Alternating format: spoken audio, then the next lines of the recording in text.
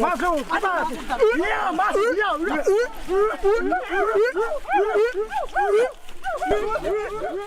Kayu besi rawa sepanjang 17 meter ini disiapkan untuk membuat salib. Melihat panjangnya, timbul pertanyaan, siapakah yang akan disalib? Siapapun itu, pasti sesuatu yang lebih besar dari mereka. Tapi Frankie Woro, Casimilus Awe, dan warga suku Auyu di Papua Selatan ini tak akan melukai siapapun. Mereka memakai salib ini sebagai tanda perlawanan.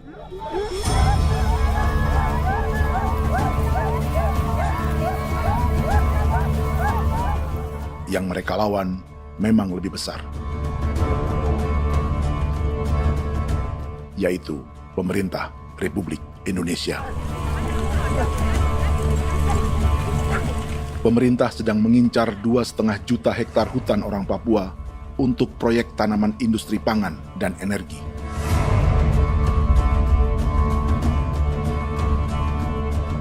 Ratusan kilometer dari salib orang-orang Auyu itu, orang Muyu sedang menyiapkan gerakannya sendiri.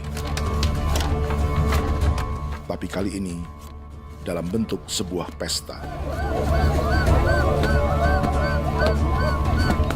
Pesta yang disiapkan oleh marga Kimco Jinibju selama 10 tahun.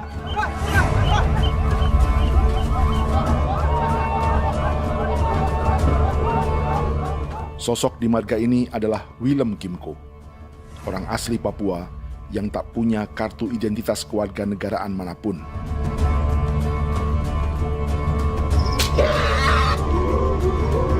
Pesta adat ini sudah cukup langka, tak hanya di Papua, bahkan di kawasan Pasifik dan peradaban Melanesia. Awalnya bayarnya ada kalau bukan. Intinya ada kode kode bipnuka, dan jitana ya kati kode beranipo. Kami mengambil kode kuning. Ada gagasan dan gerakan sosial di balik pesta orang-orang Muyu ini. Sama dengan gerakan salib merah yang dimulai orang-orang Auyu. Salib ini akan menjadi yang terbesar dari 1.800 salib merah yang telah ditancapkan berbagai suku di Papua Selatan dalam 10 tahun terakhir. Ribuan salib merah yang dipadukan dengan palang adat adalah tanda larangan yang menyatukan unsur-unsur adat dan agama. Kami percaya bahwa kalau memang kami sudah tidak mampu untuk menyelesaikan persoalan ini, dalam hal ini perusahaan tidak bisa masuk, berarti kami minta bantuan kepada nenek moyang dan Tuhan. Atribut perang orang Auyu ini diukir atau dilukis, digambar di batang salib ini dengan tujuan bahwa kami larang dengan sangat keras. Jadi apabila siapapun, baik dari antara kita sendiri yang melanggar batas ataupun pihak lain yang mau mengganggu keselamatan hak tanah adat kami, maka kami siap untuk melakukan ancaman perang. Salib-salib ini tidak ditancapkan di halaman-halaman gereja, melainkan di tanah dan hutan adat, di dusun-dusun sagu, dan di tempat-tempat yang disakralkan. Sebab 1.800 palang adat dan salib ini memang bukan semata tentang agama, tapi untuk mencegah negara dan perusahaan memasuki tanah dan hutan adat mereka. Papua bukan tanah kosong.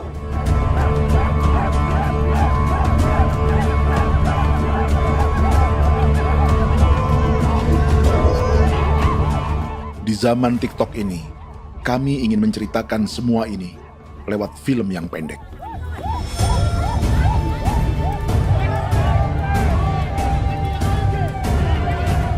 Tapi kami jelas gagal.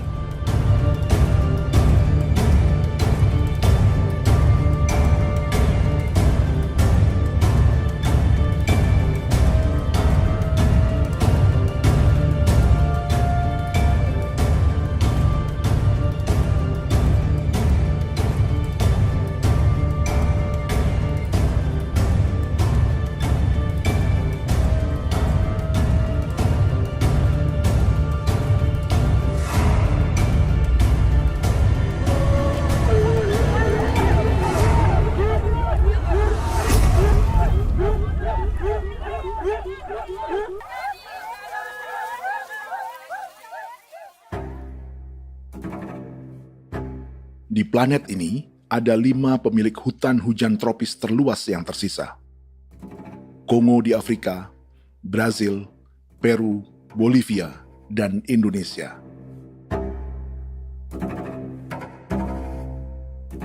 Di Indonesia, satu-satunya pulau yang hutannya masih terjaga adalah Papua, pulau terbesar kedua di dunia setelah Greenland. Lewat sejarah kolonialisme yang panjang, pulau ini kini dikuasai 2 negara. Bagian barat oleh Indonesia yang juga dikenal sebagai West Papua, dan bagian timur menjadi Papua Nugini. Dan tepat di perbatasan ini, di bagian Indonesia, sedang terjadi proyek pemusnahan hutan terbesar di dunia.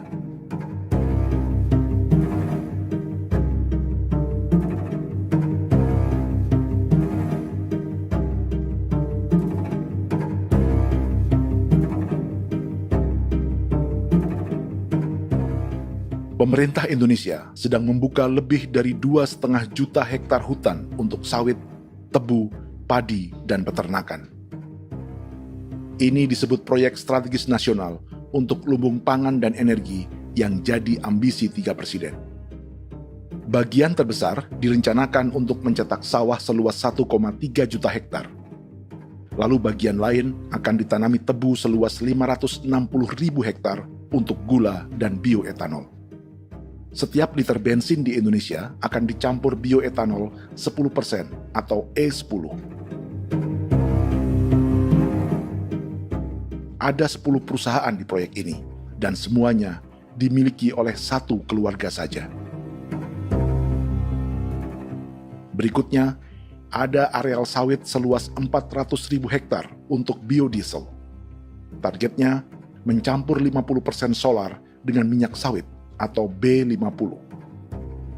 Dan terakhir, pemerintah akan membuka peternakan seluas 380.000 hektar.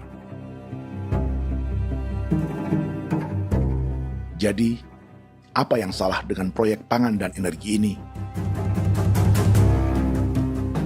5 orang Papua dalam film ini akan menjawabnya.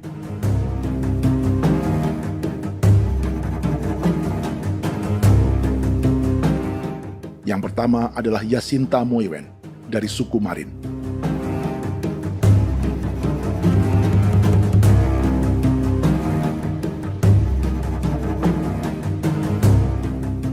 Yasinta dan warga di distrik Ilwayap di Merauke sudah menjadi korban. Hutan dan rawa sebagai sumber pangan dan ekonominya telah dihancurkan. Jalan sepanjang 135 km sedang dibuat, dan di kiri kanannya akan dicetak 1 juta hektar sawah. Mereka sulit menolak atau melawan. Salib sudah digeser, masih datang lagi dengan senjata nih mereka nih. Karena proyek ini juga dijaga tentara. Macam-macam senjatanya.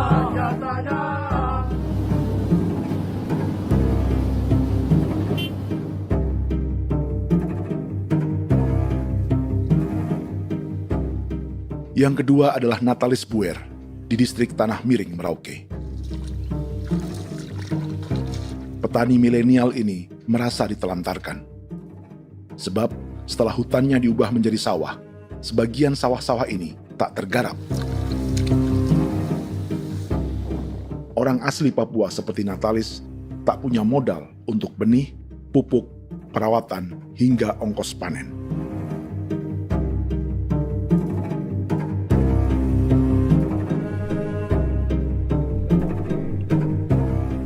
Orang ketiga adalah Vincent Kuipalo dari suku Yenan di distrik Jagebob, Merauke.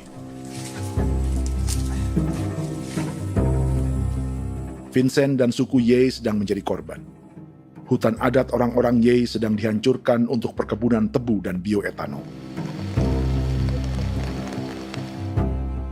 Tanah mereka juga diincar untuk markas-markas militer, pasukan yang akan menjaga proyek pangan dan energi ini.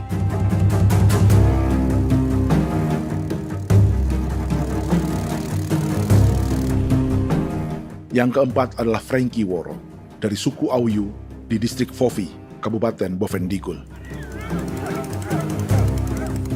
Hutan dan tanah mereka terancam perluasan perkebunan sawit untuk campuran biodiesel atau B50. Orang-orang dari suku Auyu ini adalah calon korban. Merekalah salah satu pelopor gerakan Palang Adat dan Salib Merah. Meski kadang berseberangan dengan gereja yang mereka anggap lebih mendukung pemerintah dan perusahaan. Mereka bahkan sedang merencanakan gerakan yang lebih besar, dengan salib yang lebih besar. Tanah milik Somu Sobisiba itu bahwa tanah ini diciptakan oleh Tuhan dan memberikan warisan kepada kami. Kami ini hanya hak jaga.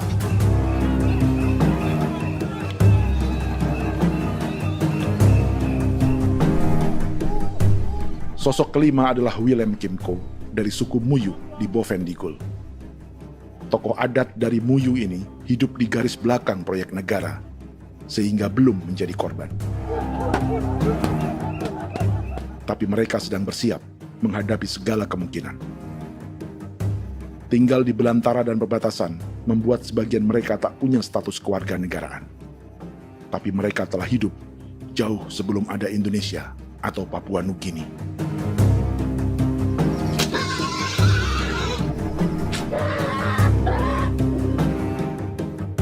Kelimanya mewakili jutaan orang asli Papua yang sedang terancam eksistensinya.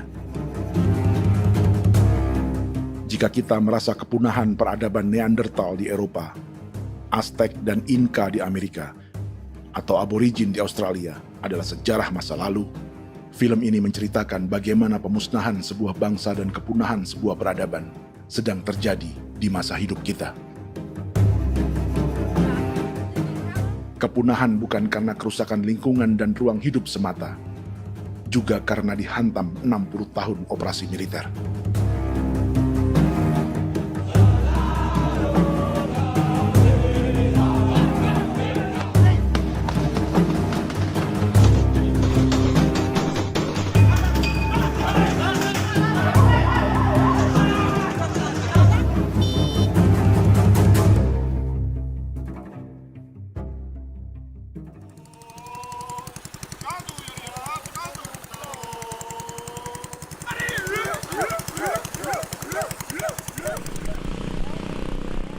Frankie Woro dan orang-orang Auyu sedang berburu. Tapi lokasi perburuan mereka mulai dikuasai perusahaan perkebunan sawit.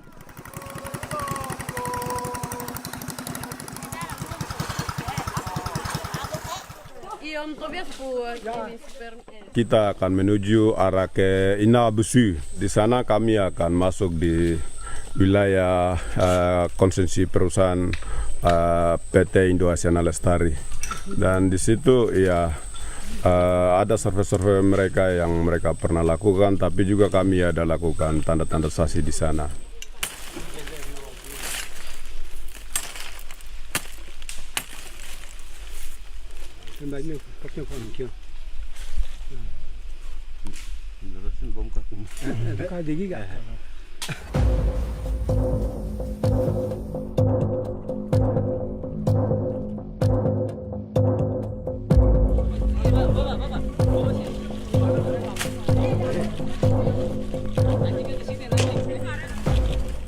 Dapat dengan yang induknya, tapi karena induknya dia lari dan terlambat kerja, akhirnya yang bisa kita dapat dia punya anak ini saja. Ini kalau pakai bahan kayak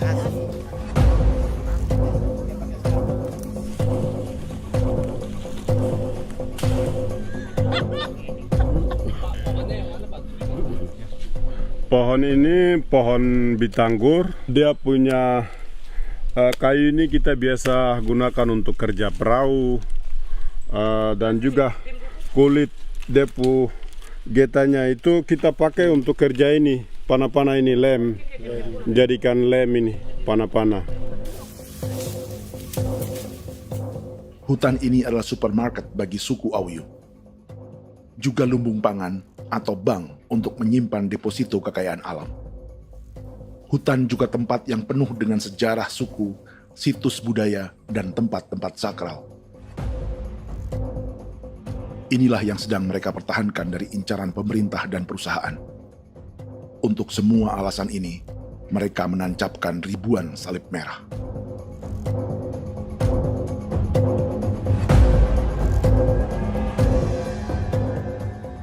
Tapi dari kampung, warga suku Auyu memberi kabar pada Frankie tentang intimidasi oleh aparat negara agar mereka melepas tanah ke perusahaan sawit dan berhenti memasang palang adat dan salib merah. Ada beberapa titik yang saya sudah siap, tetapi di sini emergensi dari saya, terutama di Kampung Sokanggon, PT Damai Timber. Dia mengganggu saya dengan menggunakan kekerasan maupun pihak hukum. Dan kemarin saya ada pernyataan penolakan secara resmi, tapi masih tetap dengan menggunakan pihak hukum untuk masuk, untuk harus dituntut saya untuk harus diterima perusahaan itu. Kita di situ ada 15 marga, tetapi 15 marga juga tidak setuju. Marga-marga siapa yang terima dan marga-marga mana saja yang menolak. Nanti kita lihat dari pertimbangan itu, dan di situ dan kita undang mereka untuk bicara dengan kami. Sebagai sosok yang aktif dalam gerakan, warga Auyu terus memberi informasi lapangan kepada Frankie yang tak selalu berada di kampungnya. Izin pernyataan yang mereka paksa saya untuk tanda tangan itu, tapi sementara saya tidak tanda tangan. Data semua ada di tangan saya. Ya. Baik, kalau gitu itu lebih bagus karena tanda tangan itu yang berbahaya. Iya. Tanda tangan itu yang lebih berbahaya karena sekarang ini modern dan canggih, dan itu yang mereka biasa pakai untuk tipu muslihat. Mereka biasa pakai itu di tanda tangan itu. Betul. Dari Bambisa juga di Sofia dia masuk untuk memaksakan kami marga untuk harus menerima perusahaan itu. Tapi kemarin kami sudah menolak. Babinsa di sini nama bosku. Itu yang sekarang strategi militer yang sekarang mereka pakai. Jadi yang penting masyarakat itu yang benar-benar mau menolak siap dukung ketua marga siapa yang nanti tampil. Ini adalah peta konsesi sawit untuk biodiesel dalam proyek strategis nasional. Dan di distrik Fofi inilah, orang-orang Auyu hidup dari sungai dan hutan. Tapi Frankie di Bovendigul masih lebih beruntung.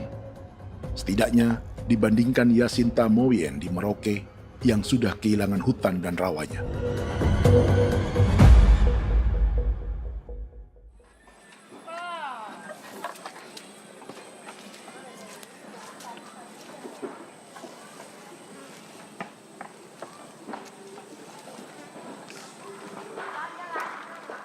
Yasinta dari suku Marin adalah petani sayur di Kampung Wanam, distrik Ilwayap, Merauke. Memanfaatkan lahan yang ada, ia berkebun dan menjual hasilnya ke pasar kampung. Ini ekonomi warga di Wanam untuk menghasilkan uang, lalu memberi barang kebutuhan yang tak bisa mereka produksi sendiri. Tapi kehidupan sebenarnya ditopang oleh ekosistem hutan dan rawa. Inilah sumber pangan utama dan peradaban mereka.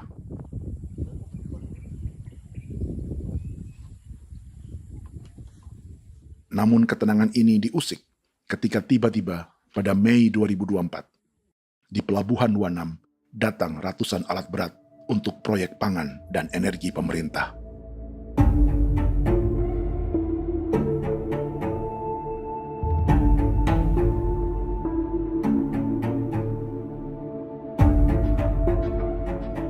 Kami masyarakat setempat kami tidak tahu. Kami kaget pagi-pagi kapal sudah ada di pelabuhan kami.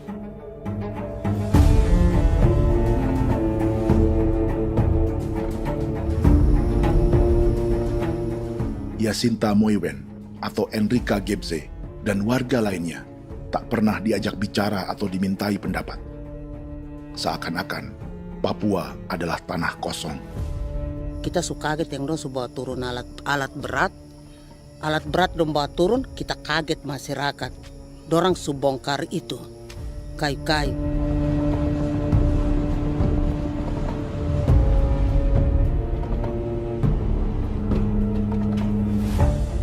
Bersamaan dengan alat-alat berat itu, juga berdatangan tentara Indonesia untuk mengawal proyek pembukaan hutan milik Jacinta.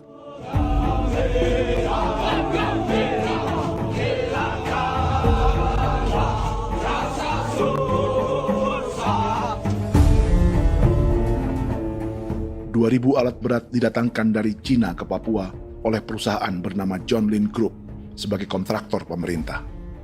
Ini disebut sebagai pesanan eskavator terbesar di dunia dengan nilai 4 triliun rupiah. Misinya membuka hutan dan rawa milik orang Marin, salah satunya untuk membangun jalan sepanjang 135 km. Sementara di kiri kanannya akan dicetak sawah yang ditargetkan seluas 1,3 juta hektar. Jalan berupa garis lurus ini bukan rute tradisional ekonomi masyarakat. Jalan ini akan menghubungkan kawasan perkebunan sawit dan tebu di sebelah timur, juga untuk mobilisasi pasukan militer. John Lin Group adalah perusahaan yang dimiliki Andi Samsudin Arsyad atau yang dikenal dengan Haji Isam. Sebagian orang mengenalnya sebagai pengusaha yang hobi balapan mobil.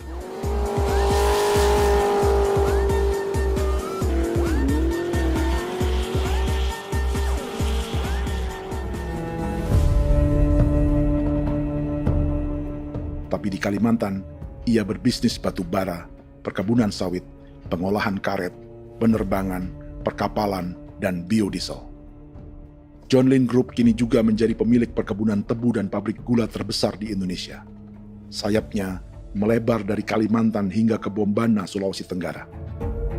Perkebunan tebu, pabrik gula, dan industri bioetanol inilah yang juga sedang dikembangkan di Papua. Foto ini adalah momen ketika Isam bersama kerabatnya, Menteri Pertanian Amran Sulaiman dan Menteri Pertahanan Syafri Samsudin meluncurkan program biodiesel atau B50 di Kalimantan Selatan. B50 artinya setiap 1 liter solar, 50%-nya akan dicampur minyak sawit. Perusahaannya, PT John Lin Agroraya, menjadi salah satu pemainnya.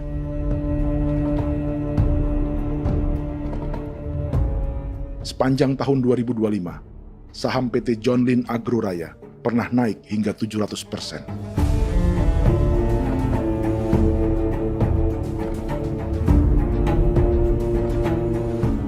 Perusahaan sawitnya yang lain, PT Pradiksi Gunatama, sahamnya bahkan pernah naik 4.000% hanya dalam 1 tahun. Dari harga saham ini saja, nilai kekayaan keluarga Isam diperkirakan mencapai 100 triliun rupiah lebih, menjadikannya salah satu keluarga terkaya di Indonesia dan salah satu pemain penting industri bioenergi.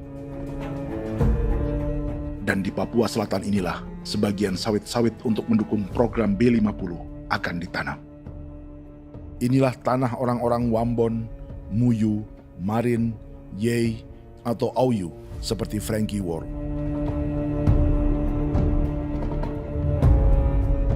Haji Isam pernah menjadi tim kampanye nasional Presiden Joko Widodo dalam pemilu 2019 saat melawan Prabowo.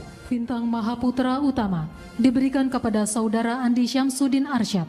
Beliau berjasa luar biasa dalam mendorong pertumbuhan ekonomi daerah maupun nasional. Setelah menjadi presiden, Prabowo memberi gelar kehormatan Bintang Mahaputra Utama pada Isam.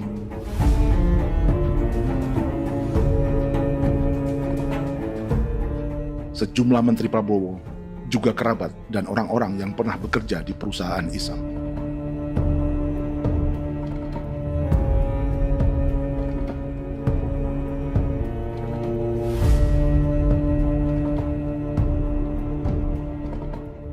Lawan sebesar inilah yang sedang dihadapi Jacinta di kampung Wanam, Merauke. Atau petani perempuan lain seperti Enrika Gebze. Jadi alam kita ini sudah rusak. Jadi kita itu biasa jalan dari sini tuh harus pasang jerat di situ, harus cari makan di situ lagi. Itu tempat-tempat itu pasang-pasang jerat, tempat babi, rusa, sekarang sudah tidak ada lagi.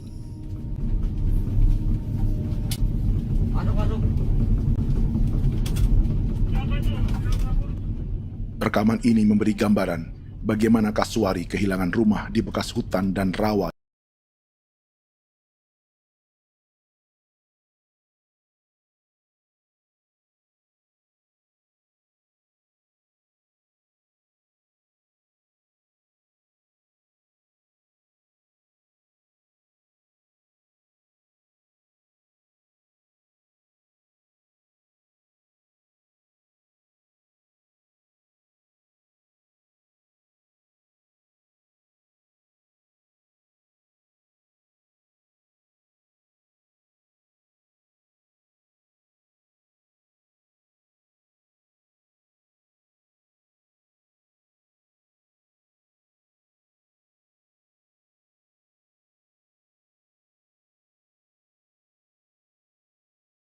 Cadangan pangan nasional.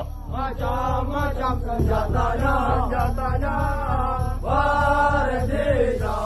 Proyek ini menambah panjang alasan mempertahankan kehadiran tentara di Papua dalam 60 tahun terakhir. Saat ini, jumlah tentara Indonesia di Papua mencapai 56.000 personel. Atau ada 1 tentara untuk setiap 100 orang Papua. Bandingkan dengan rata-rata nasional, di mana hanya ada 1 tentara untuk 696 penduduk Indonesia. Itu belum termasuk polisi.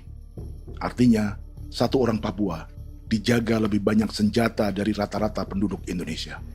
Tanah dan hutan diambil secara sepihak untuk kepentingan pembangunan batalion dan bandar antariksa. Ini bentuk perampasan masyarakat. Penolakan kehadiran markas-markas militer terjadi di sejumlah tempat di Papua.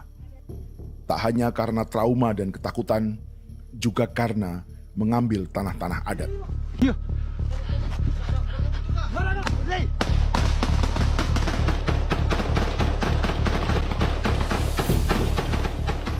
Salah satu alasan mengapa militer terus ditambah di Papua, karena masih ada perlawanan dari Organisasi Papua Merdeka atau OPM selama 50 tahun terakhir.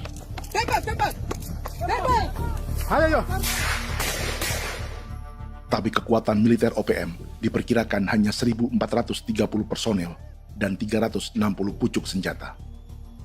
Selebihnya, mereka menggunakan senjata tradisional.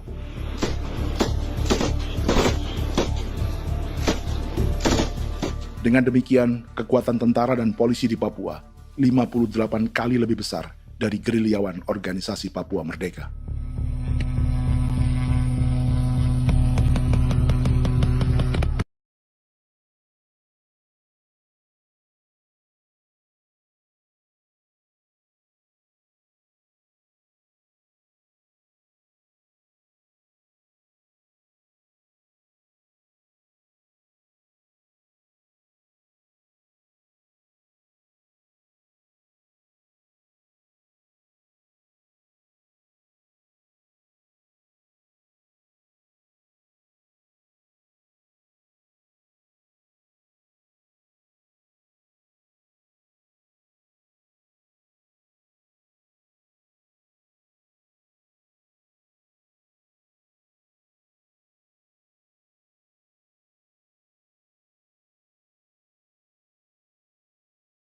Mengambil hutan milik suku Ye dari marga Kuipalo.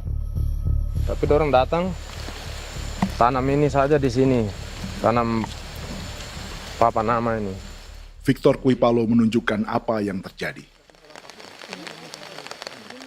Jadi kita juga kaget ini. Nah, kalau ini papan nama ini memang ini papan nama ditanam tapi bukan haknya mereka yang ini. Ini hak kami di sini, hak dusun kami, marga Kuipalo yang punya hak dusun ini. Setelah memasang patok, alat berat mulai bekerja untuk membangun markas militer di tanah orang Ye.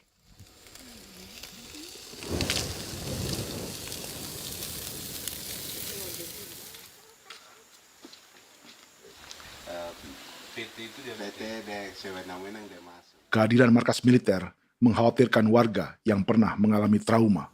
Takut kenapa? Kalau macam yang awal macam sekarang bu kampung hidup ini kan aman. Terus kenapa harus didirikan korem di sini? Bukankah dengan adanya Korem semakin aman ada tentara di sini? Kalau untuk kampung kayaknya tidak bisa aman kalau ada tentara, paling masyarakat dipukul itu ini. Kalau kampung hidup begini malah saya sejahtera dan saya punya masyarakat. Apa pernah ada pengalaman buruk sebelumnya dengan tentara di daerah sini? Ada yang cerita waktu pos-pos di sini tuh di 13, 12 itu zaman katanya Patimura. Memang kasihan. Malah kita punya orang ini yang dianiaya betul, dipukul. Disuruh kerja bakti tidak mau atau lama mencari, namanya kita pangkur sagu itu butuh waktu 1 minggu. Kalau lama begitu ya paling diseret apa pukul itu. Operasi militer Indonesia di Papua dimulai tahun 1962 lewat Operasi Trikora.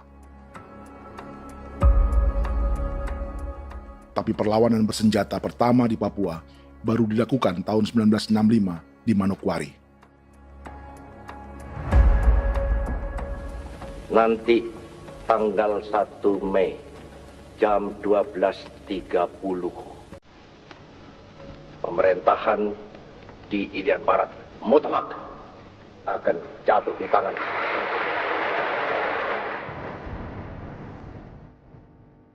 Sejak itu, selama 60 tahun, operasi militer untuk menaklukkan Papua terus dilakukan. Salah satu operasi militer paling berdarah adalah Operasi Wibawa untuk memenangkan Indonesia dalam jajak pendapat tahun 1969. 643 orang tewas di Paniai. Lalu disusul 4.146 korban tewas antara tahun 1977 hingga 1978.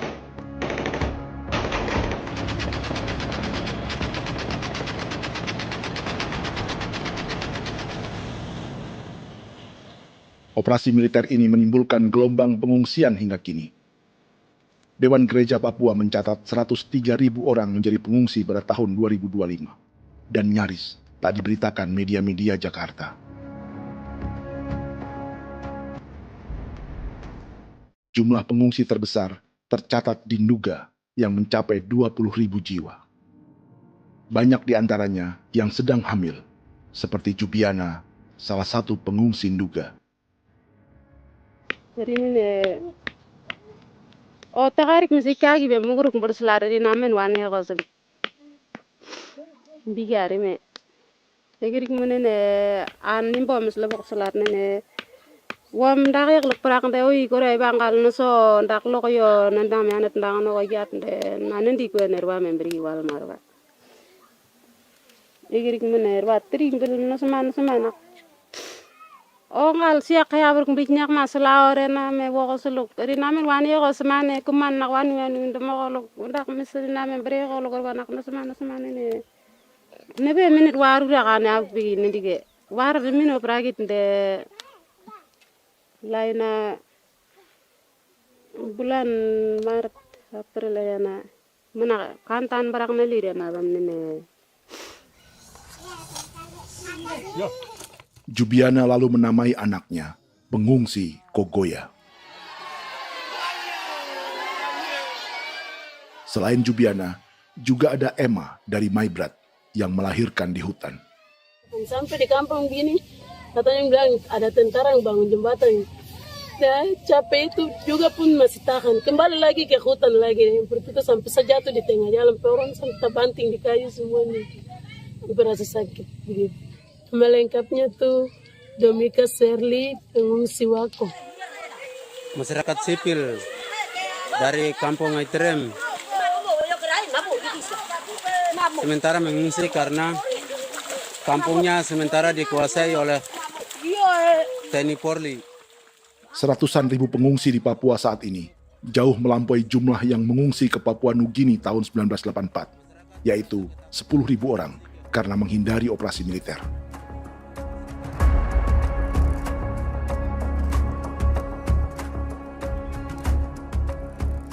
Bersamaan dengan operasi militer, eksploitasi sumber daya alam Papua juga dilakukan sejak masuknya tambang emas dan tembaga Freeport pada tahun 1967.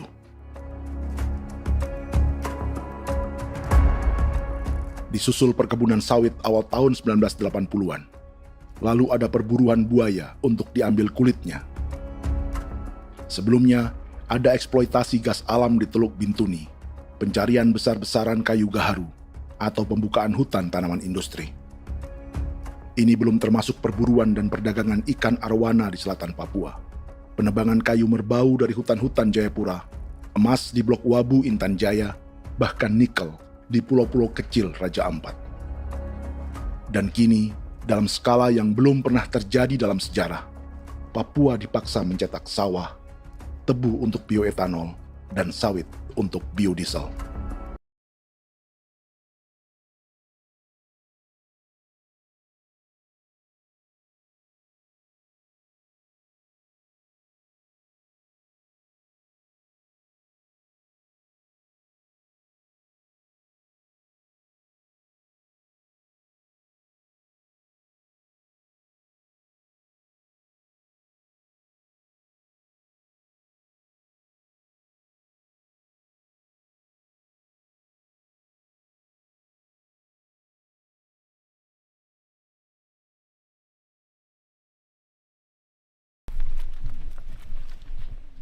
Inilah yang sedang menimpa keluarga Vincent dan Victor Kuipalo di Merauke.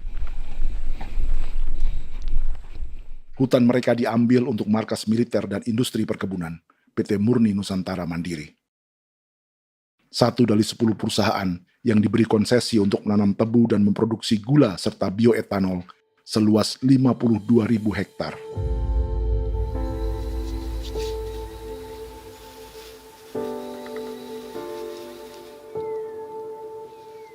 Perusahaan ini dianggap mengambil hutan dan tanah orang-orang Ye, terutama marga Kuipalo, yang memiliki hak adat terhadap 2.300 hektar hutan.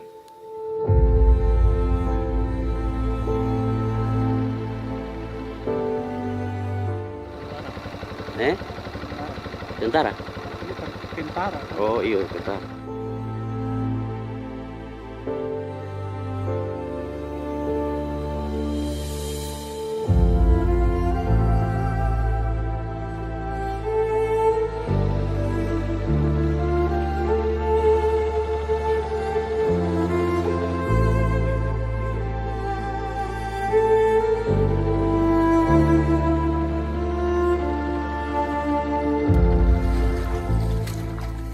Keluarga Kuipalo sedang melihat apakah perusahaan semakin mengancam tanah mereka.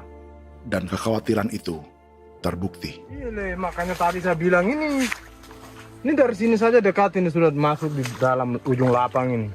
Ini hutan, yang ini hutan yang dorong ada bongkar sekarang ini. Ini sudah punya alat sudah dekat ini.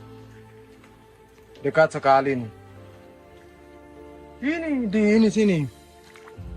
Nacau, kelapa itu yang jalan lama, jalan setapak ini. Dari udara, terlihat alat-alat berat semakin mendekati tanah orang-orang Ye, marga Kuipalo.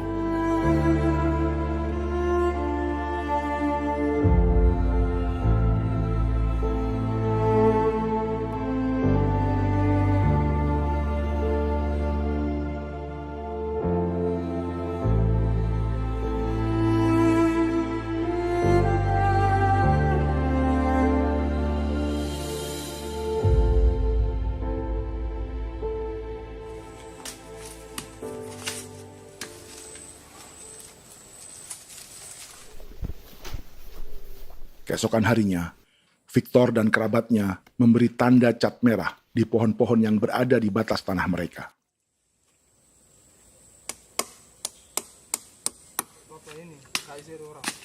Tapi tanda peringatan adat ini tak diindahkan perusahaan.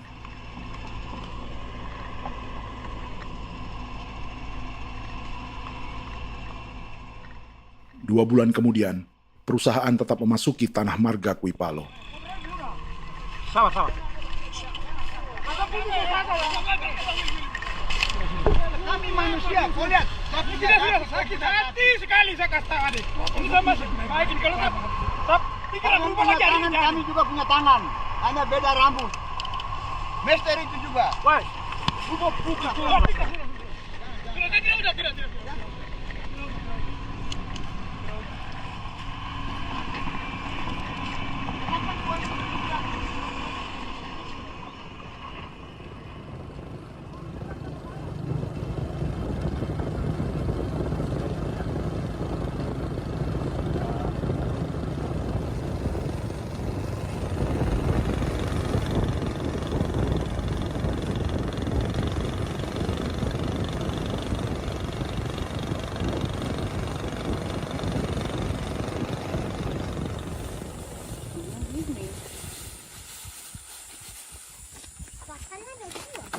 bisa masuk sini.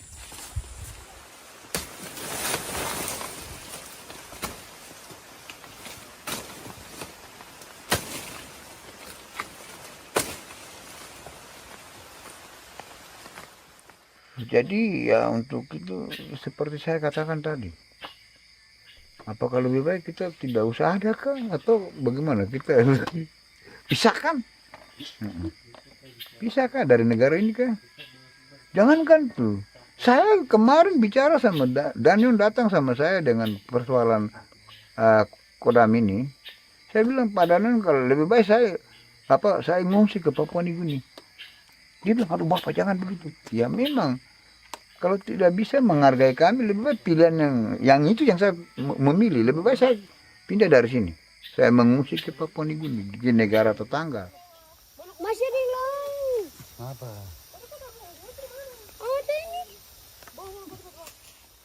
Saya bilang sama Kapolsek Pak, Agustus ini 17 Agustus saya tidak kasih naik bendera merah putih. Saya bendera ada, nanti saya taruh di meja.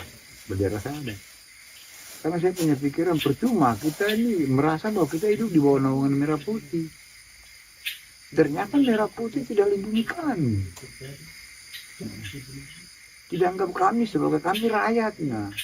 Dia lambang negara. Dan kami menghargai lambang negara itu. Ternyata lambang negara ini, kita bernaung di bawah lambang negara ini, kita tidak dilindungi. Hak kita tidak dihargai.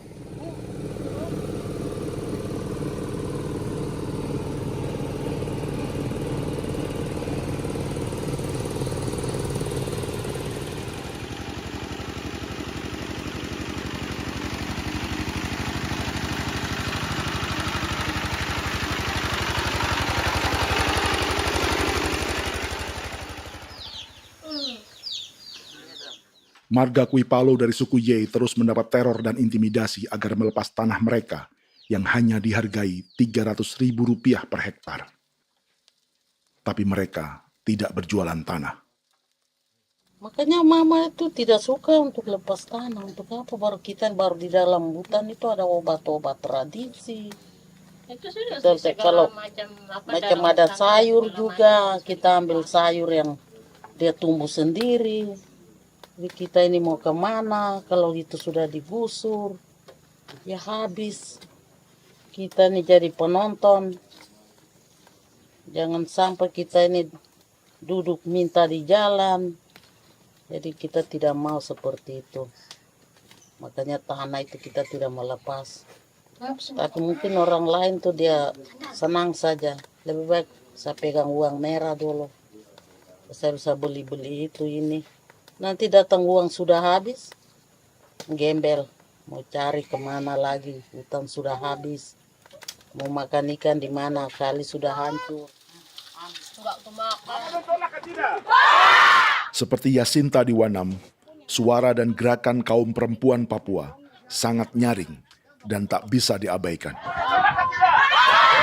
Saya sebagai perempuan tolak untuk perusahaan masuk di sini. Karena kalau saya terima anak-anak saya mau dikemanakan, mau tinggal di mana. Apapun yang terjadi saya tetap tolak. Demi tanah ini saya akan berjuang, demi saya punya anak-anak. Yang katanya mengutamakan anak Papua, nyatanya yang kerja kebanyakan ya orang-orang Jawa. Saya sendiri orang Jawa, tapi bukan mau bicara yang tidak-tidak. Memang kenyataannya seperti orang-orang Papua itu diterbelakangkan, kurang diutamakan, gitu.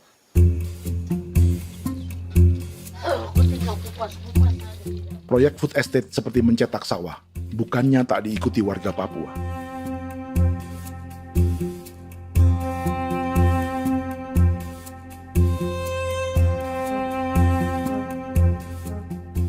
Salah satunya Natalis Buer di distrik Tanah Miring, Merauke.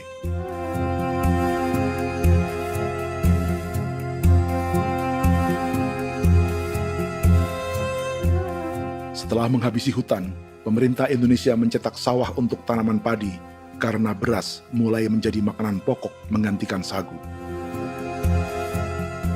Sebagian besar penggarapnya adalah warga transmigran yang datang sejak era 1980-an. Bahkan petani transmigran sudah ada sejak Belanda membuka proyek padi kumbe di distrik Kurik. Lokasi yang sering jadi langganan pejabat Indonesia memamerkan sawah di Papua. Tapi Natalis juga ingin belajar menanam padi atau bersawah. Namun ia kesulitan karena dibutuhkan modal untuk benih, pupuk, hingga pemeliharaan dan panen. Lalu sawah-sawah ini pun mulai dikuasai pendatang.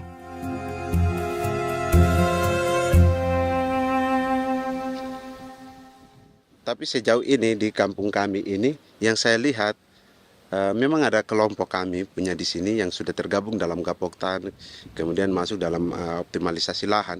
Tapi baru saya anak asli yang punya lahan di sini. Mereka tidak punya. Pemerintah dalam hal ini adalah Kementerian Pertanian bersama-sama Kementerian Pertahanan yang dalam hal ini pada garis di bawahnya adalah TNI Angkatan Darat memberikan support yang maksimal kepada masyarakat khususnya di Merauke dalam rangka. Saya kemarin habis 9 juta. 9 juta ya? Iya, 9 juta karena dia sudah tidak dipakai toh. Ya. Perempuan Papua seperti Filomena juga mau bertani. Pemerintah memberi bantuan Rp900.000 per hektar lewat program optimalisasi lahan atau OPLAH. Tapi dibanding biaya produksi dan harga jual gabah, Filomena mengaku berkali-kali rugi dan kini memutuskan tak lagi menggarap sawahnya. Terus kita harus cari uang untuk kondek. Betul. Karung kita beli. Karung beri sendiri lagi. Tenda kita beli. Ini dari yang offline ini don tidak siapkan. Tidak ada. Tidak ada ya, jadi mama don sendiri. Itu yang saya bilang, 900.000. Itu modal untuk kerja sawah ini. Mulai dari kerja sampai nanti panen. Panen. Wih, ngeri sekali. Iya, lucu toh? Tidak dapat itu. Betul, Mam. Dong maksud begini. Kalau disuruh tanam ubi berhektar-hektar, mari datang. Kita tahu cara rawatnya bagaimana, Iya. tanamnya bagaimana, tanam model bagaimana supaya hasilnya model begitu. Kita tahu. Kalau yang ini kan kita baru belajar. Sebagian hutan milik warga Senayu di Merauke sudah dibuka untuk sawah dan kebun tebu oleh PT Global Papua Abadi. Proyek pertanian ini dikerjakan oleh Kodim Merauke. Mereka melepas sebagian tanah karena ingin belajar bertani. Saya tete nenek moyang tidak ajar saya tanam padi. Tapi saya mau berubah. Generasi saya yang berikut ini besok lusa tidak bisa makan pisang, sagu. Namun program optimalisasi lahan yang dijanjikan dengan berbagai bantuan tak dirasakan Filomena. Obat rumput beli, obat padi beli, jonder kita bayar, bahkan bibit masih kurang, cari bibit lagi beli. Jadi saya memang kalau program pemerintah saya sama sekali saya tidak suka. Baku tipu saya.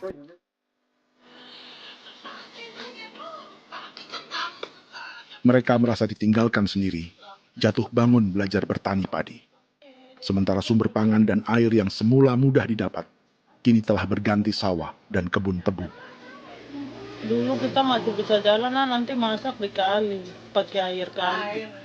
Minum pakai air kali. Sekarang, kok mau masak? Tidak ada air. Air tidak susu, mau minum tidak bisa. Sudah dengan obat. Drone semprot tebu itu saja drone. Drone yang semprot. Saya lihat di itu.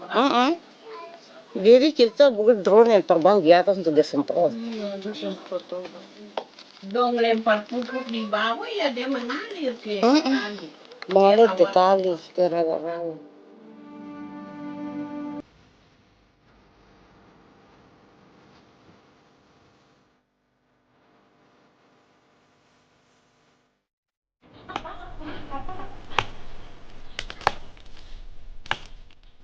Seperti pertanian sawah bagi orang Bali atau Toraja, Bagi orang Auyu dan suku-suku lainnya di Papua Selatan, sagu juga bukan semata tentang pangan.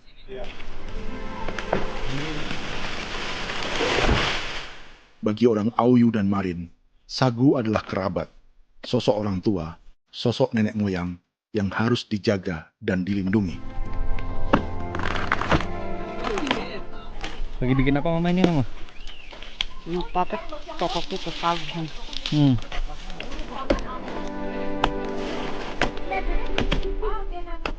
Kami diingatkan oleh leluhur, sagu itu tidak boleh digusur dan tidak boleh diganggu dengan cara apapun, dan di dalam rangka kepentingan apapun tidak boleh. Kamu harus bela bahkan sampai nyawa pun harus menjadi taruhan demi membela keselamatan pergerakan sagu di atas tanah ini.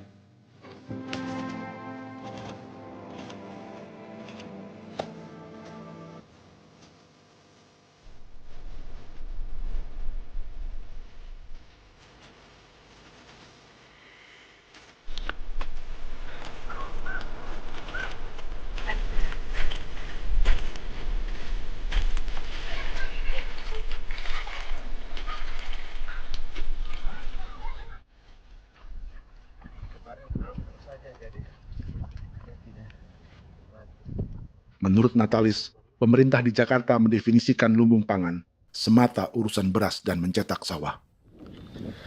Sebenarnya orang Papua itu bukan tidak bisa bertani. Kami tanam ubi itu bagian dari pertanian. Nah, pertanian yang dimaksud oleh pemerintah itu harusnya selalu itu kalau bisa pemerintah harus spesifikkan pertanian apa yang dimaksud, pertanian tanam padi atau pertanian tanam ubi, petasan dan lain-lain. Ini yang harus dispesifikkan dulu. Begitu, sehingga tidak menjustifikasi kami orang asli Marin bahwa kami tidak bisa bertani. Bukan. Kami buka kebun besar-besar di sana, bahkan bermeter-meter, ratus-ratus meter pakai sekop, bukan pakai ekskavator, tapi ini pakai skop. Itu pertanian, begitu. Bagi Natalis, alih-alih memaksimalkan sawah-sawah yang sudah ada untuk petani Papua, pemerintah selalu membuka hutan baru, seperti dikerjakan perusahaan John Lynn Group dan melibatkan tentara. Padahal, sejarah keterlibatan militer dalam proyek food estate atau cetak sawah adalah sejarah kegagalan yang bertubi-tubi 4 presiden selama 30 tahun terakhir.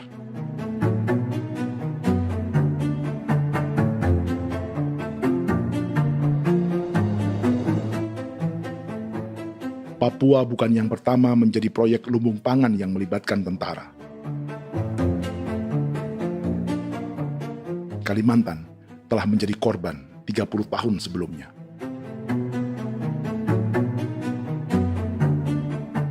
Ini adalah bekas hutan yang sudah dibuka di Pulang Pisau, Kalimantan Tengah. Tahun 1996, di era Presiden Jenderal Soeharto, ia menghabisi 1 juta hutan di lahan gambut untuk mencetak sawah demi memenuhi ambisi swasembada beras, bukan swasembada pangan. Hutan tropis Kalimantan dihabisi dalam skala yang belum pernah terjadi dalam sejarah. Di bawah rezim militeristik, tak ada yang berani melawan keinginan Soeharto, termasuk orang Dayak seperti Kuneng. Nggak bisa dihalangi itu. Nggak boleh dihalangi. Ya kalau ada kata-kata aja menghalangi, sudah kita diseret ke kepolisian dulu. Atau bisa langsung di PKI-kan. Iya, di PKI-kan gitulah. Jadi kita tuh nggak berani apa-apa dulu tuh. Ya. Apa maunya aja. Misal bilangnya A. Setahun setelah pengundulan hutan skala besar itu, tahun 1997, untuk pertama kalinya Kalimantan mengalami kebakaran lahan dan kabut asap terbesar dalam sejarah.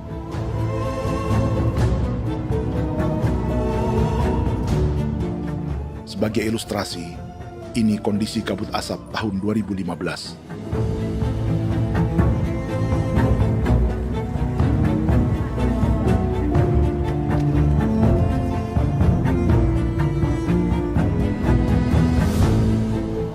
Proyek 1 juta hektar sawah Jenderal Soeharto itu gagal. Bendungan dan saluran irigasi mangkrak hingga kini. Mei 1998, rezim Soeharto tumbang. 2 tahun setelah ia menumbangkan jutaan hektar pohon di Kalimantan. Setiap tahun, lokasi ini menyumbang kebakaran dan kabut asap yang merugikan jutaan orang. Sawah yang berhasil di Kalimantan justru bukan sawah yang dibangun Jenderal Soeharto, melainkan yang dirintis para transmigran sejak era 1980-an. Sawah-sawah inilah yang ikut digarap oleh militer di era Presiden Joko Widodo. Dan hasil dari proyek food estate Presiden Jokowi itu sama sekali jong nih, nggak ada harapan lagi sudah seperti ini. Tapi Jokowi terus memperluas area food estate hingga 16.000 hektar. Presiden Jokowi juga menyerahkan urusan lumbung pangan ini kepada Prabowo yang saat itu menjadi Menteri Pertahanan. Salah satunya di Kabupaten Gunung Mas, Kalimantan Tengah, untuk membuka perkebunan singkong seluas 31.000 hektar. Food Estate Singkong Jenderal Prabowo ini dimulai dengan membuka 600 hektar hutan di Tawai Baru. Proyek singkong untuk bioetanol ini pun dijaga tentara. Dan seperti Jenderal Soeharto, proyek Jenderal Prabowo ini pun gagal.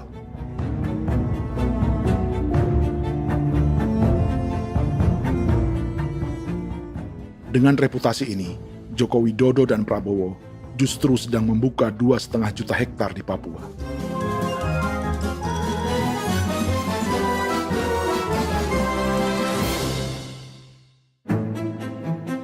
Setelah Jenderal Soeharto, Presiden Jenderal Susilo Bambang Yudhoyono juga mencoba membuka food estate di Papua sejak tahun 2010.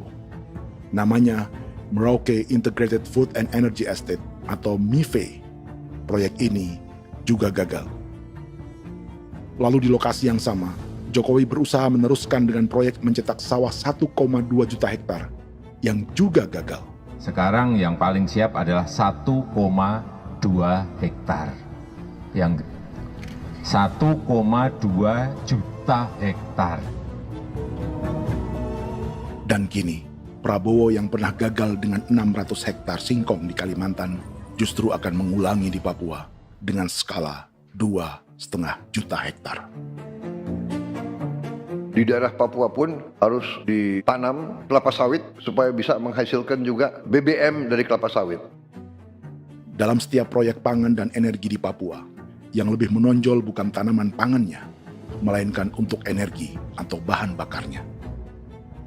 Sawit untuk biodiesel dan tebu untuk industri bioetanol. Ada 10 perusahaan yang diberi konsesi hingga 0,5 juta hektar untuk tebu. Dan 10 perusahaan itu dimiliki oleh 1 keluarga saja.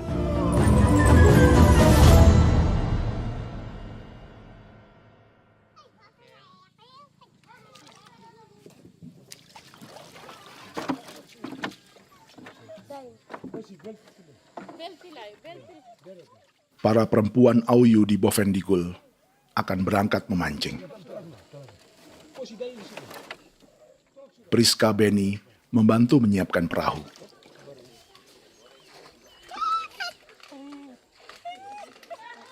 Mereka akan mengumpulkan bahan pangan di hutan untuk persiapan acara penancapan salib merah berikutnya.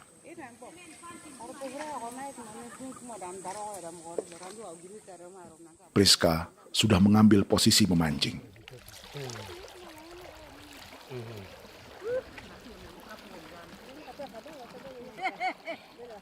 1.800 salib merah telah dipasang di wilayah adat berbagai suku di Papua Selatan untuk menghalau perusahaan sawit dan tebu.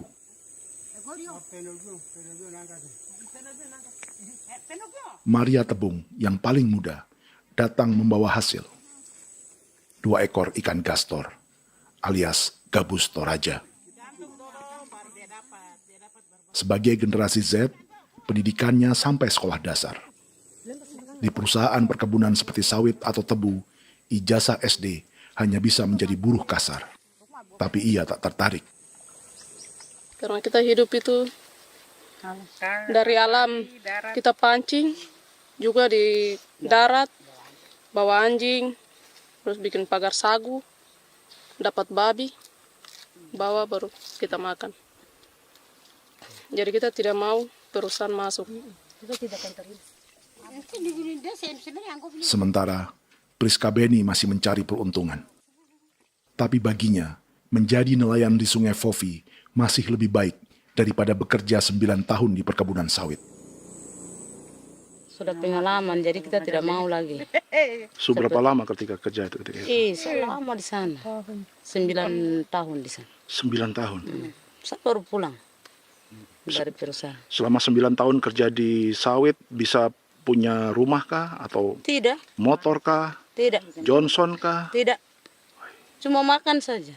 Pendapatan juga kan tidak lebih. Habis dimakan.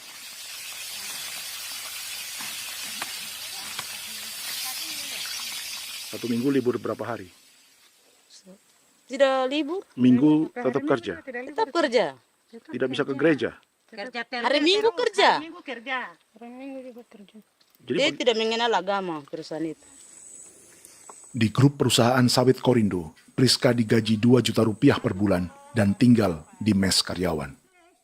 Tapi gaji itu dipotong bahan makanan atau BAMA rata-rata 1 juta rupiah setiap bulan. Korindo adalah grup perusahaan yang salah satu usahanya adalah hutan tanaman industri dan sawit di Bovendigul dan Merauke. Di Papua, mereka memakai bendera PT Tunas Sarwa Ema. Perusahaan ini pernah memberi bantuan pada Keuskupan Agung Merauke. Keuskupan Merauke belakangan mengeluarkan pernyataan mendukung proyek strategis nasional di Papua. Umat Katolik yang memprotes sikap gereja tersebut ditangkap polisi. Jadi selama 9 tahun tidak bisa nabung? Tidak. Makan saja. Makan saja. Makan saja. Menabung bagaimana? Keperluan banyak. Tidak sampai. Habis di anak-anak uang sekolah. Uang 1 juta itu mana sampai. Mau nabung juga tidak cukup. Sudah pengalaman, jadi kalau di sini perusahaan mau masuk tidak.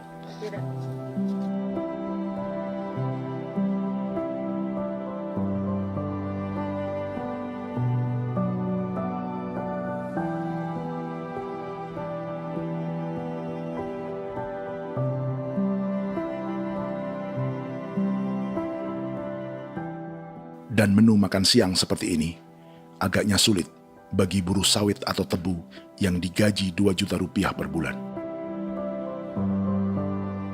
Generasi Z seperti Maria Tebung atau generasi milenial seperti Priska Beni punya matematika ekonominya sendiri. Sawit untuk biodiesel atau tebu untuk bioetanol tak akan ada bedanya bagi mereka.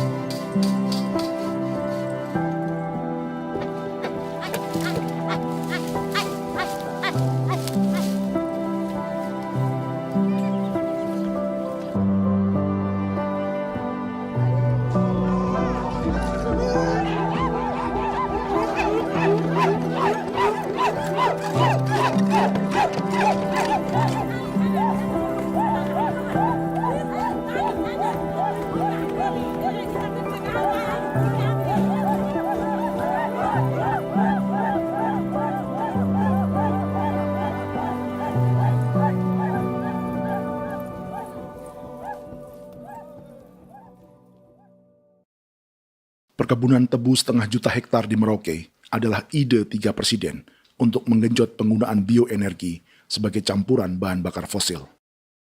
Selain swasembada pangan, swasembada energi di daerah Papua pun harus ditanam kelapa sawit supaya bisa menghasilkan juga BBM dari kelapa sawit. Juga tebu menghasilkan etanol. Singkong, kasava juga untuk menghasilkan etanol. Bioetanol adalah bahan bakar nabati atau tumbuhan yang dapat dicampur dengan bensin. Sama dengan program biodiesel yang mencampur solar dengan minyak sawit. Pertamina saat ini sudah menjual BBM bioetanol dengan campuran 5% yang dipasarkan dengan merek Pertamax Green 95.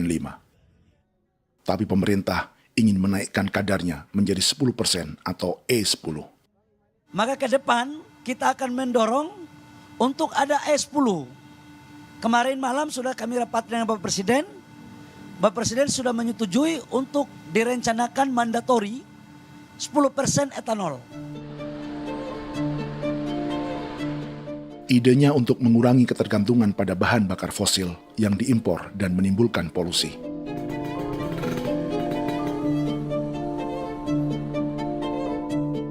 Tapi bioetanol bukannya tak mengorbankan lingkungan, hutan, rawa, dan manusia.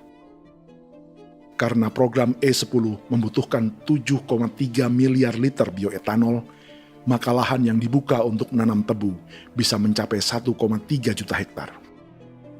Sementara saat ini, luas perkebunan tebu di Indonesia hanya 500 sampai 600 ribu hektar. Artinya, butuh lahan baru hingga 800 ribu hektar untuk menanam tebu. Dan 500 ribu hektar diantaranya sedang dibuka di Papua. Hutan yang tadinya untuk menumbuhkan pangan berubah jadi tanaman untuk bahan bakar di jalanan. Kecepatan pulihnya hutan beradu dengan jumlah dan kecepatan kendaraan di jalanan.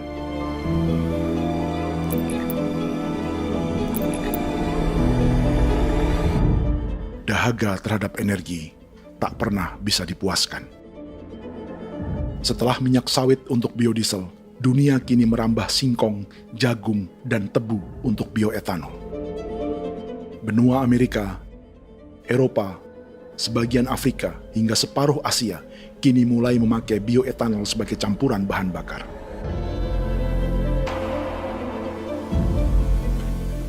Selain perebutan lahan, masa depan dunia juga dibayangi semakin mahalnya harga pangan karena persaingan antara perut manusia dengan tangki kendaraan.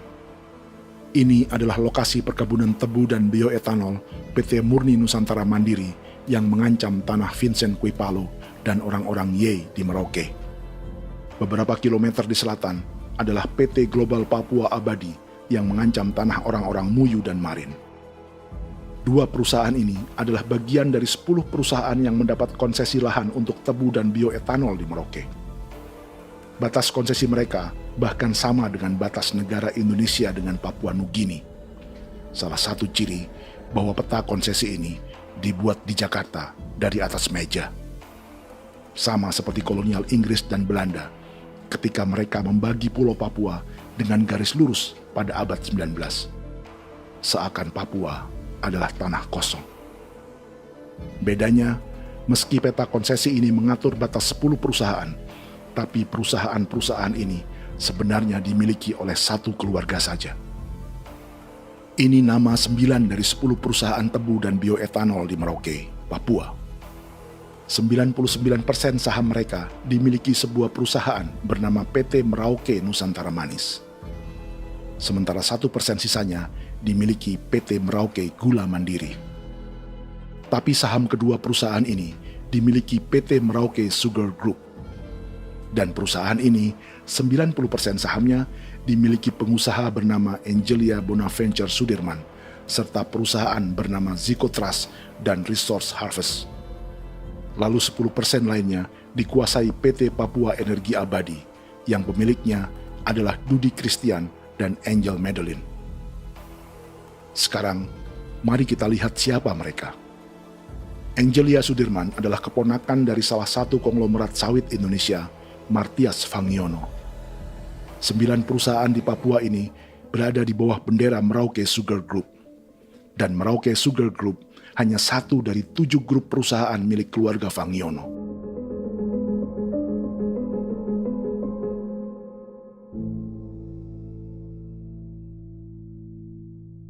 Ini Martias Fangiono. Seperti Haji Isam, Martias selama ini dikenal sebagai pengusaha sawit yang kini merambah bisnis tebu dan bioetanol. Ini momen saat penanaman perdana tebu di Merauke bersama Presiden Joko Widodo Juli 2024. Di sini juga ada anak Martias Fangiono, yaitu Wirastuti Fangiono.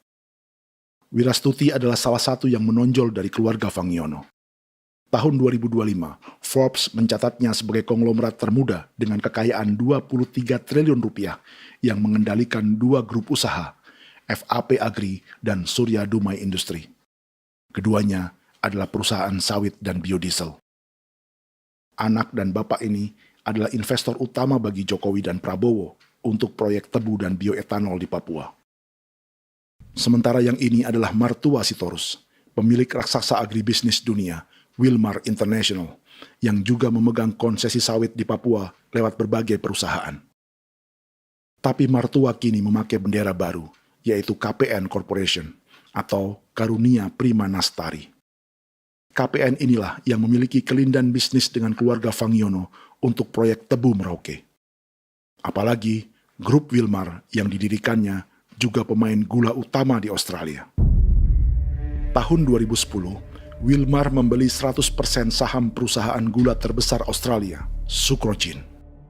Akuisisi senilai 1,5 miliar dolar Amerika ini langsung menjadikan Wilmar pemain tebu terbesar kelima dunia. Sebagian bibit tebu yang ditanam di Merauke adalah varietas yang dikembangkan Lembaga Riset Gula Australia atau Sugar Research Australia. Sugar Research Australia lalu menjalin kontrak pengembangan bibit dengan PT Global Papua Abadi milik Fangiono.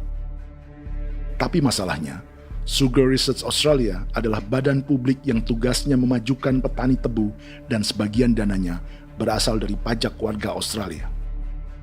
Itu artinya, warga Australia membiayai pengembangan bibit tebu untuk investor dan pemerintah Indonesia. Dokumen ini menunjukkan bahwa lembaga yang dibiayai warga Australia itu pernah memiliki kontrak penyediaan bibit dengan PT Global Papua Abadi milik keluarga Fangiono. Kontrak itu baru berakhir pada November 2024. Artinya, saat Presiden Jokowi dan keluarga Fangiono menanam bibit tebu pada Juli 2024 ini, kontrak itu masih berlaku. Nama lain dalam keluarga ini adalah Siliandra Fangiono, yang pada tahun 2024 dijuluki Raja Sawit Termuda dengan kekayaan 39 triliun rupiah dalam catatan Forbes. Ia mengendalikan grup First Resources. Secara umum, keluarga Fangiono memiliki 20 perusahaan di Sumatera, 32 perusahaan di Kalimantan, 1 di Jakarta, 2 di Singapura, dan 25 perusahaan di Papua. Di Papua, perusahaannya tersebar dari Sorong, Mapi, hingga Merauke. Para politikus dan pejabat Indonesia terus membesarkan konglomerasi, meski Martias Fangiono pernah divonis 1,5 tahun penjara karena kasus pembalakan liar dan kebun sawit ilegal tahun 2007. Sementara tahun 2022, Wilmar terlibat kasus korupsi ekspor minyak sawit dan divonis mengembalikan kerugian negara 11,8 triliun rupiah. Tumpukan uang ini disebut sebagai pembayaran dari grup Wilmar yang diterima secara simbolis oleh Presiden Prabowo pada Juni 2025 lalu. Tapi peran raksasa biodiesel dan bioetanol dunia ini belum akan surut di Indonesia. Bahkan sebaliknya. Sebuah dokumen presentasi bisnis dari Wilmar International Limited pada tahun 2010 ini bisa menjadi petunjuk. Presentasi ini bagian dari proses pembelian 100% saham raksasa tebu Australia, Sucrogin.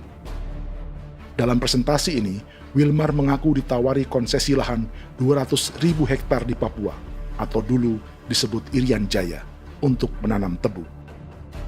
Dengan penerbangan hanya 2,5 jam dari kantor Sucrogin di kota Townsville ke Merauke, Wilmar akan mengawinkan bisnis gula dan bioetanolnya menjadi pemain dunia. Dan lokasi yang diincar oleh Wilmar adalah distrik Ilwayap di Merauke, kampung halaman Yasinta Moiwen.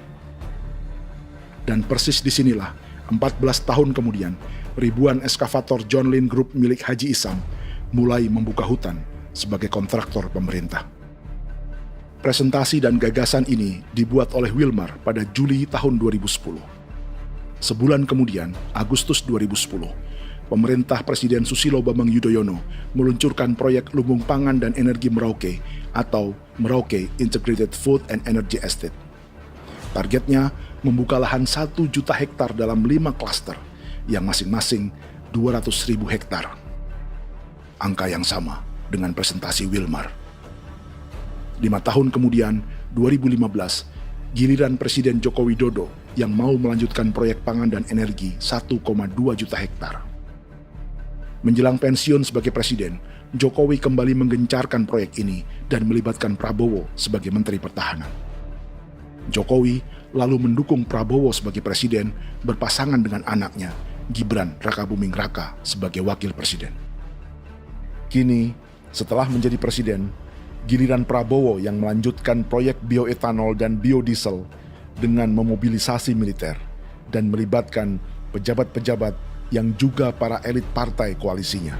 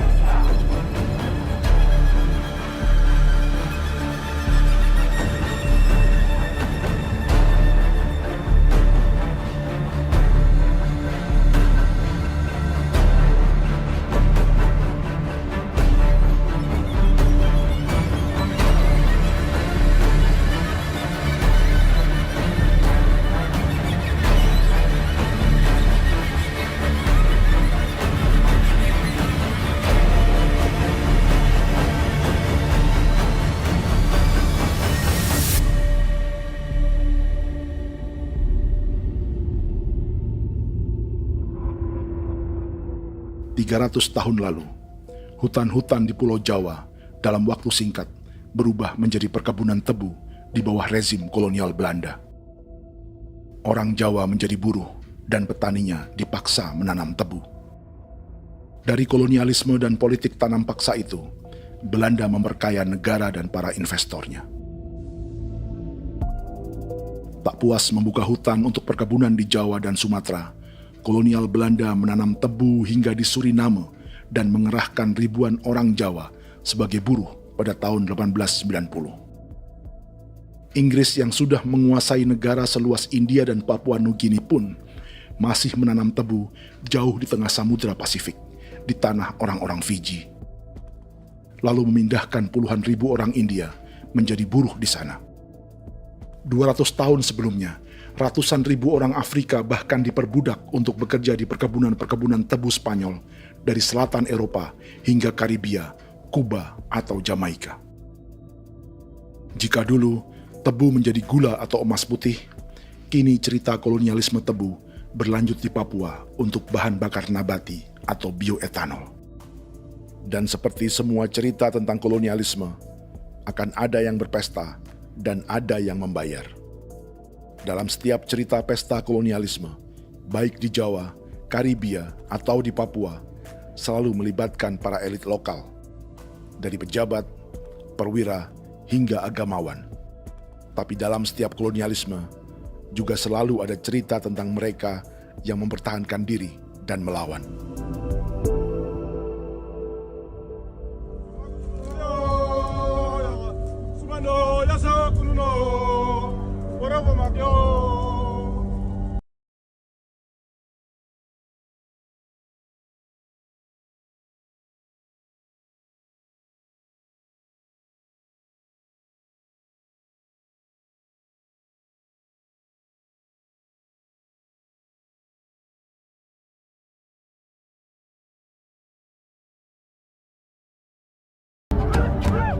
Dalam sejarah Gereja Katolik banyak pemimpin-pemimpin yang adalah tanda petik itu adalah Judas-Judas juga.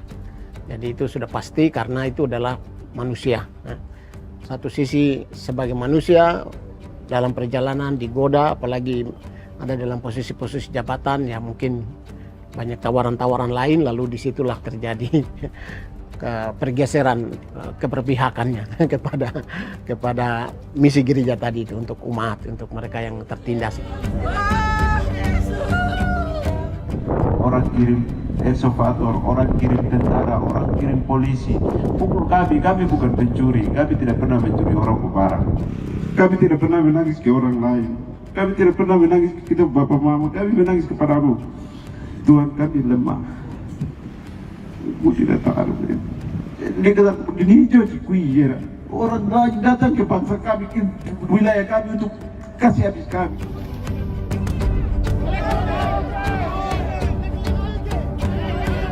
Ya Hakimam Dehi, Ya Hakimam Dehi, Bono Ya Hadikul Dehi, Bono Ya Hadikul Dehi. Kita buat sasi seperti begini untuk menolak perusahaan apapun yang masuk di tanah kami. Kalau kita kasih, kita bikin rusak sekarang, kita punya generasi berikutnya mau dapat kemana. Jadi kita nyatakan sikap di sore hari ini, kami tolak. Apa yang dilakukan pemerintah untuk PSN adalah kejahatan. Pemerintah bagian dari kejahatan, aktor perusak dan pembunuh terhadap negara, terhadap alam, hutan, terhadap manusia. Jadi negara jadi aktor pembunuh. Jadi Pilatusnya siapa? Negara, pemerintah Jakarta ini. Tanah Wiu bukan kosong. Masyarakat adat kami masyarakat. Perusahaan tolak. Biar nasab.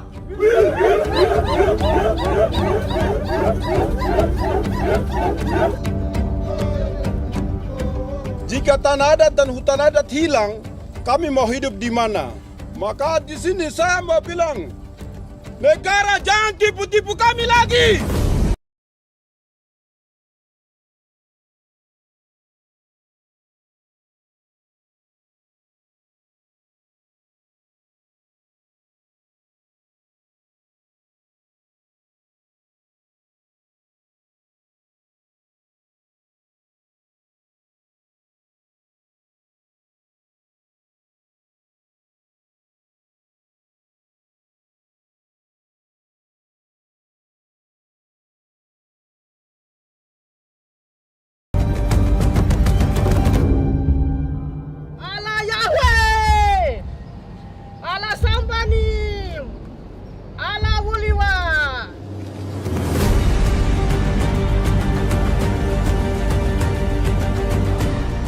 Kalau kami dianggap orang Papua itu bagian daripada Republik ini, tolong hargai kami.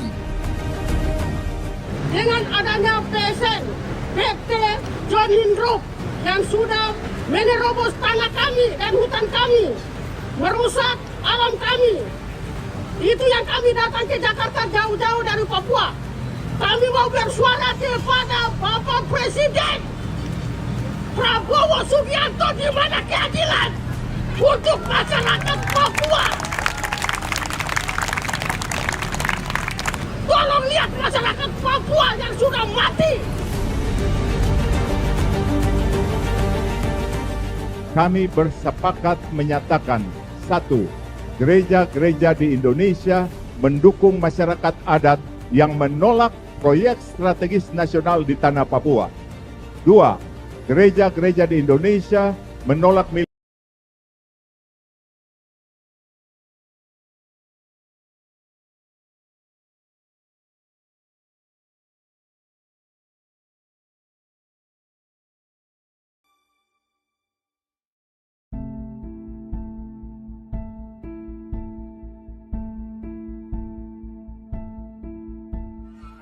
Kita sering merasa banyak hal buruk sudah jadi cerita sejarah.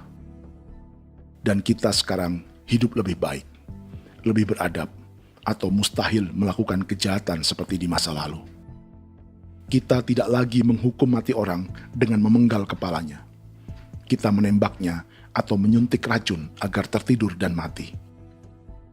Tapi ada hal-hal yang tak berubah. Salah satu pembantaian yang kuat di ingatan kita adalah kejahatan Nazi atau genosida di Rwanda. Padahal pembantaian juga sedang terjadi di masa kita, seperti di Gaza, Palestina. Penghancuran sebuah peradaban seperti Indian di Amerika atau aborigin di Australia juga kita anggap masa lalu. Sekarang kita merasa lebih baik dan lebih toleran. Padahal proses penghancuran bahkan pemusnahan yang sama sedang terjadi terhadap bangsa Melanesia di Papua. Begitu juga dengan praktik kolonialisme. Kita merasa penjajahan seperti dilakukan Portugis, Inggris, atau Belanda sudah menjadi sejarah. Dan Indonesia tidak mungkin menjajah. Padahal itulah yang sedang terjadi dan dirasakan di Papua.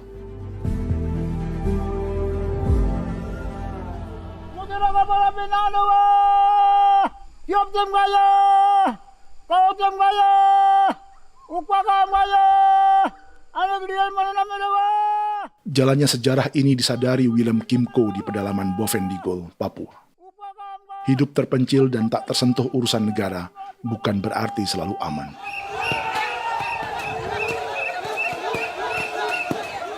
Untuk sampai di tempat ini, orang-orang Muyu menempuh 2 hari berjalan kaki mengarungi hutan, lembah, dan sungai.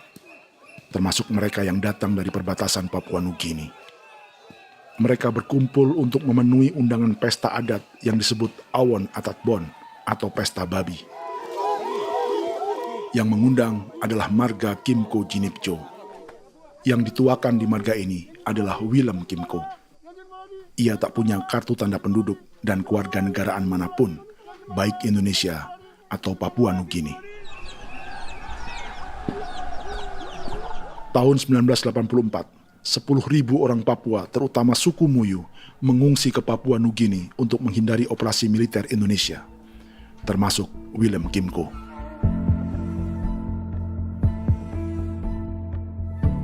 Apa yang membuat pesta adat ini istimewa? Apa bedanya dengan acara serupa yang dihadiri pejabat, tokoh agama, LSM, atau yang direkam oleh kru televisi dan konten kreator? 18. Pertama, untuk membuat pesta babi, orang Muyu perlu persiapan selama 10 tahun. Sebab, babi-babi yang akan jadi bagian dari pesta ini tak boleh dibeli, alias harus dipelihara sendiri. Babi-babi ini bukan bantuan pejabat pemerintah, gereja, atau LSM.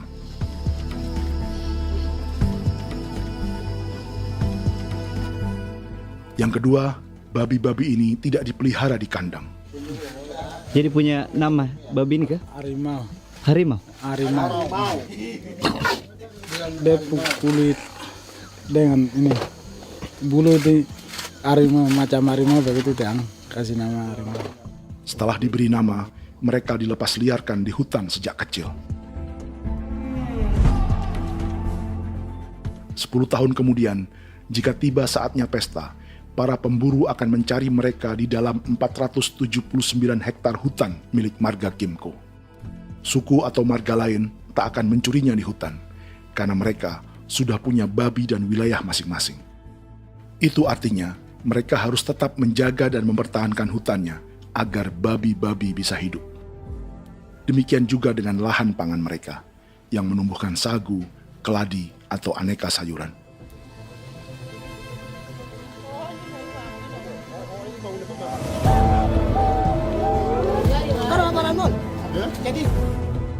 Yang ketiga, dalam Awon Atatbon atau pesta babi, binatang ini tidak dimakan secara gratis. Setiap marga atau klan dalam suku Muyu akan membayar jerih payah tuan rumah menjaga hutan dan memelihara babi.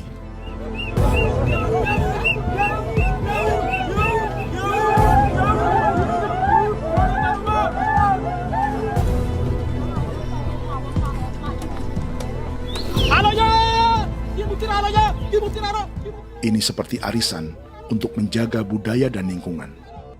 Bagian dari budaya dan ekonomi timbal balik yang ditandai dengan siklus memberi dan menerima.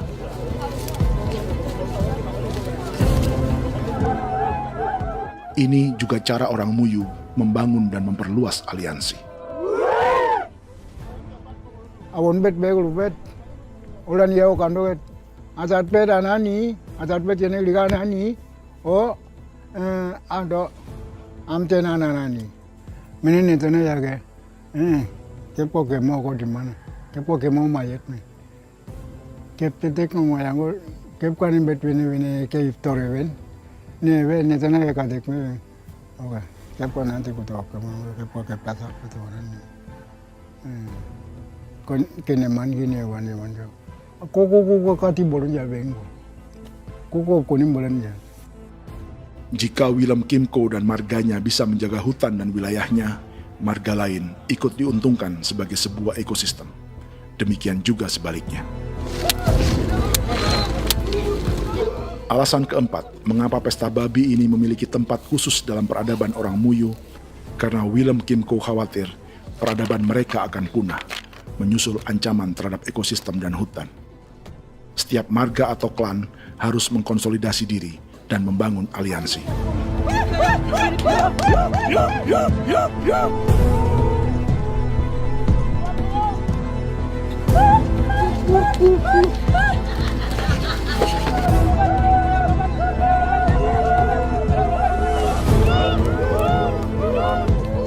Kekhawatiran Willem dan orang-orang Muyu tak berlebihan. Ruang hidup mereka bersinggungan dengan proyek bioetanol dan biodiesel pemerintah Indonesia. Mereka juga tahu apa yang telah dan sedang menimpa suku lain seperti Auyu di Bovendikul atau Yainan dan Marin Anim di Merauke.